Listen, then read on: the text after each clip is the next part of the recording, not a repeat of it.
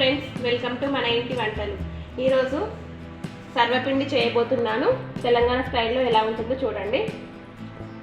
దీనికి కావాల్సిన పదార్థాలు: బియ్యం పిండి, ఆనియన్స్, పెసరపప్పు, శనగపప్పు, జీలకర్ర, పల్లీలు, అల్లం వెల్లుల్లి పేస్ట్, కరివేపాకు, నువ్వులు, కొత్తిమీర కూడా యాడ్ చేసుకోండి, ఉప్పు, కారం. దీని తయారీ విధానం చూద్దాం.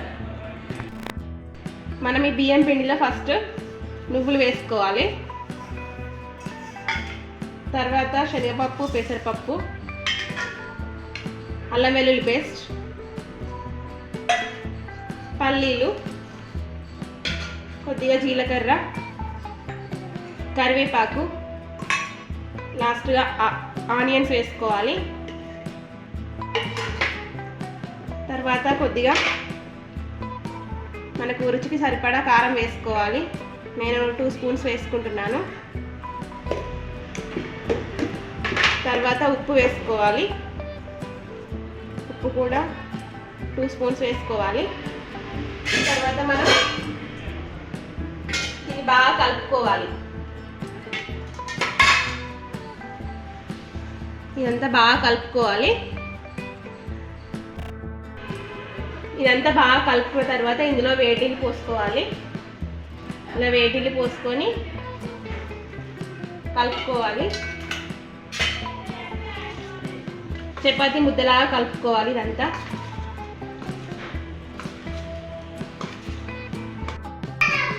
ఇలా చపాతీ పిండిలాగా చేసుకోవాలి. చేసుకున్న తర్వాత ఇలా ఒక్కొక్క బిల్లలాగా చేసుకోవాలి. ఇలా చేసుకొని మనం ఇప్పుడు సర్వపిండి చేద్దాం. ఒక బౌల్ తీసుకొని ఇందులో మనం ఆయిల్ పోసుకోవాలి. ఆయిల్ వేసుకుంటే అతుక్కుపోదు. ఇలా చుట్టూ ఆయిల్ వేసుకున్న తర్వాత ఈ సర్వపిండిని ఇలా చేత్తో ఉత్తుకుందాం. చిన్న చిన్నగా ఇలా ప్రెస్ చేస్తూ ఇలా చిన్నగా ప్రెస్ చేస్తూ అలా ఒత్తుకోవాలి. ఇలా చుట్టూ ఒత్తుకోవాలి. పిండి సరిపోతే ఇంకా కొంచెం తీసుకొని ఒత్తుకోవాలి.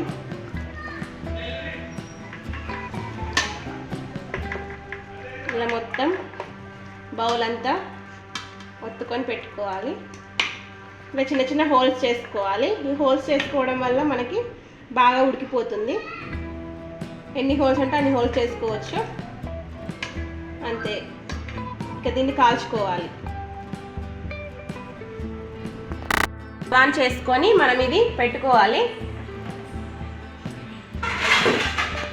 స్టవ్ ఆన్ చేసి పెట్టుకొని కాల్చుకోవాలి. హై ఫ్లేమ్లోనే పెట్టి కాల్చుకోవచ్చు, లో ఫ్లేమ్లో పెట్టి కూడా కాల్చుకోవచ్చు. ఇలా పెట్టి మూత పెట్టేస్తున్నాను. ఒక 5 మినిట్స్ తర్వాత మనం తీసి చూద్దాం. 2 పెట్టాను. ఇలా లో ఫ్లేమ్లో పెట్టుకొని తిప్పుకున్నాను. ఇది కూడా తిప్పుకుంటున్నాను. చూడండి, లో ఫ్లేమ్లో పెట్టి ఇలా రివర్స్ చేసుకోవాలి. ఇటువైపు కూడా కాలాలి. బాగా ఇది తిప్పుకుంటూ కాలాలి. అంతే, సర్వపిండి రెడీ అయిపోతుంది.